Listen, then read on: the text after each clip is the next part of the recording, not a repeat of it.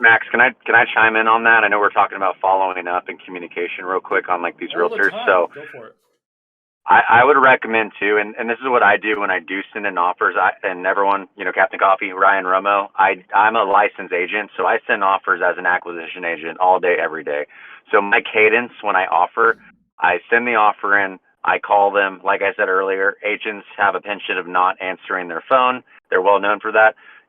From there, I also send a text. I have my templates of text. Go, hey, this is Ryan Romo. Just gave you a phone call, left a message. I've sent an offer on 123 Main Street, and then I also follow up with an email. So I hit them the 3 to 4 different communication methods, and typically they're bound to answer one. So just make sure that you are hitting them from different communication channels, because a lot of times things will slip through the cracks. Like not everyone checks their text all day, not everyone answers their phones all day. So hit them from different angles when you are trying to reach out to them. That's a lot of people just stop at the phone call, and you're not going to find success that way. You really have to hit them from all angles.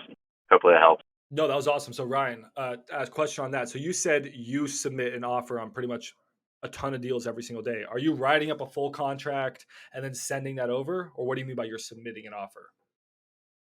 I do it a little differently. I don't write up an offer because I mean there's some months where I'm sending 120 offers per month. Those are my kind of KPIs to find success on the MLS. I have just a simple template which I can share to you or give to you, and you can share to the community here, which just has simple terms like purchase price, backside commission, earnest money, option money, my title company. I look at it like an LOI. Not all realtors love it because they do like seeing full written contracts. But I also come from the world of commercial real estate, and everything starts with a LOI, which is a letter of intent. From there, at least get the ball rolling, and it's a lot quicker. I can send out 20 offers after speed comping in about an hour if I'm doing everything fast. And then from there, that's really just to a lot of times I know the deal isn't going to work, but I'm just getting an offer in their hand.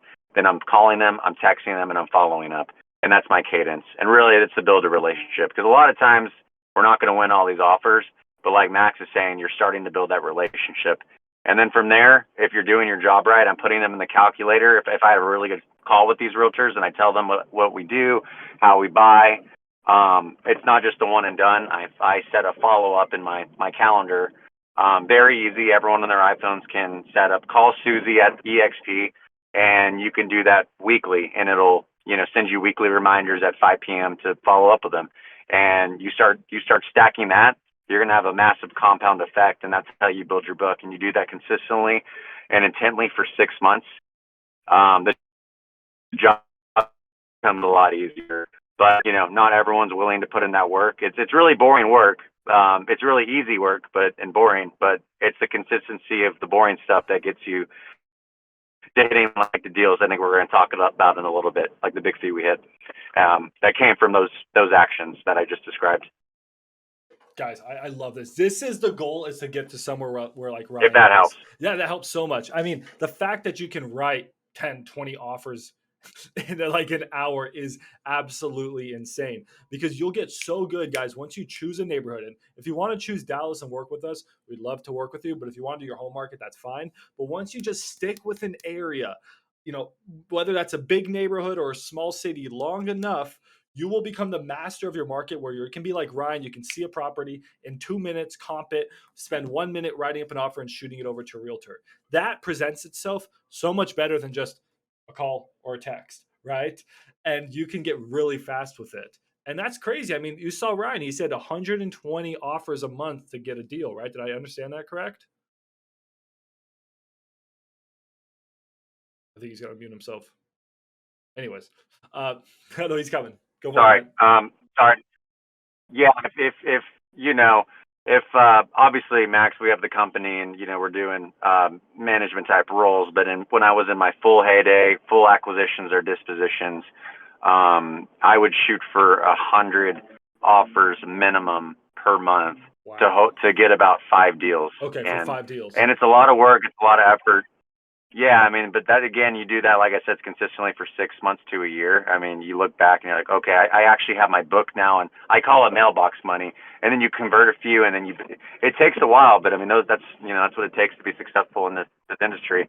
And that's I worked at a bigger company before we started this, almost 2 years ago, and those that was consistent with the top performers at our large company. They were putting in about 90 to 120 offers per month.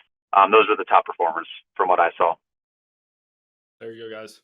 So a few different strategies there. I mean, you can just let's think about this real simply. So take away writing an offer. If you just call 10 realtors a day, and they could be from a list I give you, or they can just be properties that are literally just like this. You call 10 of them a day. That means in a week you're calling 70, in a month you're calling 280, in a year you're calling over 3,000 realtors.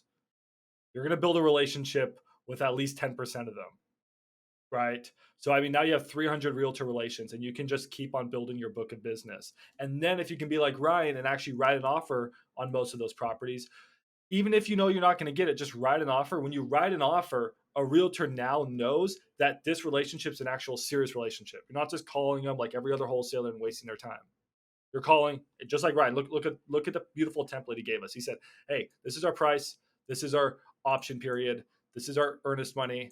You know, closing. You the realtor get 3% commission or 6. Let's talk about that in a second. That's how you're going to get them to love you. Our close date. Uh, we say your title company. You say, hey, we're not going to do any repairs or as is, so the seller doesn't have to do any repairs. We'll pay all closing costs. Like when you write this out, the realtor's like, oh shoot, I am working with a serious player here. I'm not just working with every other wholesaler that calls them. Guys, the good properties. This property, I assure you, well, I don't know if it's good or not. We haven't looked at the numbers. This guy's probably, if it was a good property, had been called by 30 wholesalers today. And yesterday he got called by another 30 wholesalers. And he probably got offers from 30 to 50 wholesalers.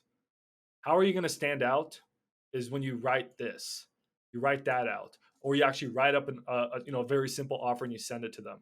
And then you follow up with them and you become their friend. That's the extra steps that people don't do.